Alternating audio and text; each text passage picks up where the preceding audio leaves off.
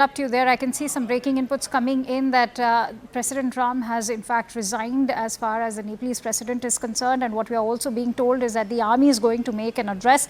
I quickly want to take that forward with you, Akhilesh. What do you make of the army's address now? What should we expect as far as that address that's all set to take place in some time from now? The army chief of Nepal will be making that address. I don't know what will. Are you asking me a question there? Yes. I don't know what he will, but he will definitely appeal for calm. But also, I mean, one to have some kind of like political, to be seen as also not how interventionist force, more an assisting force. That's the history of Nepal army, unlike some of the armies in the region. All right, stay with me as I bring those breaking inputs for our viewers. In fact, in the latest inputs, we can tell you that the president of Nepal, Chandra Poudel, has also resigned. He's in fact one of the last one in the string of high-profile resignations that Nepal has witnessed today. It began with 4 ministers, one of them being the Home Minister, and then soon was followed by Nepal's Prime Minister KP Sharma Oli. And in the latest that we can bring to you is that President Chandra Poudel has resigned. And in other breaking inputs also, what we are learning is that the army chief in Nepal will also be making an address. Remember, the situation remains extremely volatile on the ground level. We've just shown you how the wife of a former Prime Minister of Nepal has been burnt as well. She suffered severe burn injuries and she was in fact lying collapsed. But in the latest, amid this kind of mounting pressure on the political elite of KP Sharma Oli's government, in fact, in the latest, what we can tell you is that President Chandra Poudel has also resigned. I quickly go back to Akhilesh, who continues to stay with us.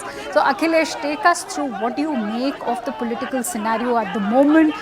Is this an indication that early elections are now the need of the hour? Yeah, I mean, like, I've actually said it in public already.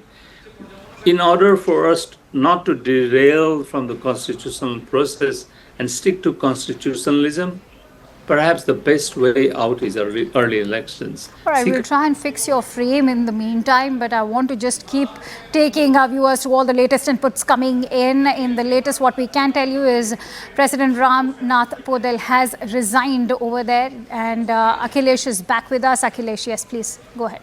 Yeah. What I have been saying, including in my social media post, is the best way out, in order for Nepal to not derail the constitutional process or constitutionalism, the best way out perhaps is declare an early election, and the country then goes through political transition, but also cathartic process of then cleansing itself. And new leaders will emerge, as they all do in these crisis situations. And new parties will coalesce and say, okay, we'll shake hands. Those guys will not do, And these are also opportunities, if handled well, the time for when the changes take a pace fast. Instead of like years, this just happen in 2 days, 6 days, 6 months. And I would like to say, as I already said in my post, maybe give it a 6-month time, army or the law and order comes to place, new forces coalesce together or emerge. New leaders will have a more political buy-in with the public. Yeah, and then it will be a smoother transition towards election than declaring it overnight and then the national apparatus, the state apparatus being completely unprepared. All right, stay with me, Akhilesh. I'm also joined in by our correspondent, Siddhant, who's been tracking all the latest developments for us from Nepal. In fact, Siddhant, if you could shed more light on the resignations that have just come in, not to forget the severe burn marks that have been suffered by the wife of the former Prime Minister of Nepal. Well, as we were discussing before, it's a complete breakdown of law and order in Kathmandu. In fact, all the senior leadership of Kathmandu, their houses have been attacked. They have been attacked. In fact, Deoba family was rescued. Both Arzu Deoba and her relatives were rescued by the locals as a mob attacked their house.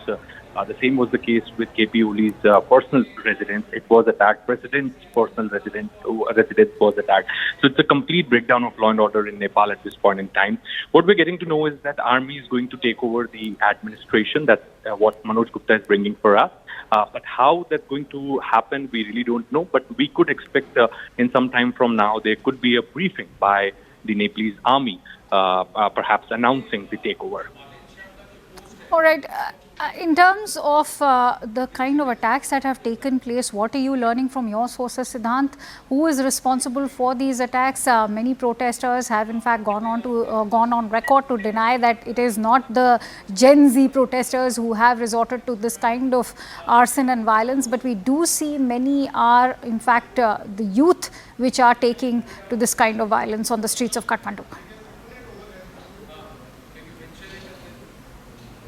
We seem to have lost that connection with Siddhant, but let's quickly go back to Akhilesh, who continues to stay with us. So, Akhilesh, from what the feelers we are getting at the moment is that the army is going to step in on expected lines.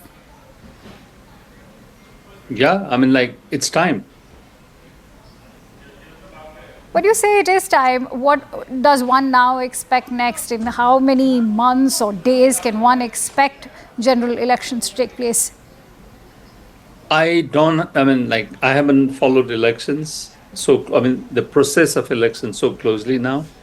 I would like to think, as with a country as large, comparatively large, it's not Bhutan by any stretch. It's going to take time, to get the roles in order, election roles in order, but also many other things like election officials.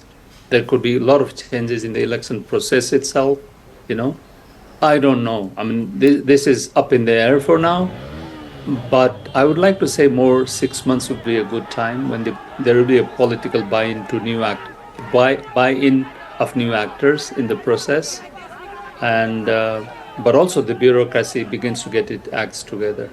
I would like to say, I mean, it's a very, very top of the mind cutoff point. I would say it's 6 months. All right. In fact, going to slip into a quick break. Stay with me, Akhilesh. We have plenty to discuss right now as Nepal stands at a turning point as far as the politics in the nation is concerned. With that, we're slipping into a quick break. Stay tuned to Nation at 5 as we return with the latest news and updates.